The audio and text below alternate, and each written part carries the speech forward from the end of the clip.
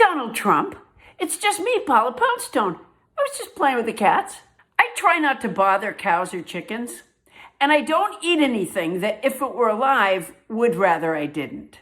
But I've been having some memory problems recently, and blood tests indicate that I am extremely low on B12, which meat and dairy products do provide. And that's what I want to talk to you about. I saw you walking up the stairs to your big plane. Oh my gosh, you don't look good. Maybe you should see if RFK Jr. can get you some of those cheaper cuts of meat he's talked about. Although you look like you may need animals to actually donate organs to replace yours. Maybe you can get Ben Carson to do the world's first human heart replacement using a squirrel heart that RFK Jr. finds on the side of the road. You just seem to have forgotten so much. Remember you wanted the Nobel Peace Prize? Remember? You said you had stopped 8 wars? I don't think you did stop 8 wars, but even if we just say you did, although the people involved in the conflicts in question say you didn't. But putting that aside, if we say you did, don't you think bombing Iran and killing 100 girls at a girls' school offsets that?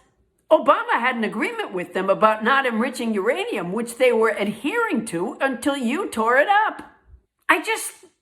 I like you, Donald, but you keep contradicting yourself. Although I did think you had a strong moment when you announced the attacks on Iran and said, "The lives of courageous American heroes may be lost, and we may have casualties.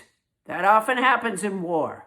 That really made it clear you were the commander-in-chief. For anybody who thought you were unqualified because you're a 5-time draft dodger with no military experience other than watching Victory at Sea, that statement shows you really understand war. The rest of us couldn't possibly figure out that American military members fighting in a war might get killed or wounded. That was eye-opening.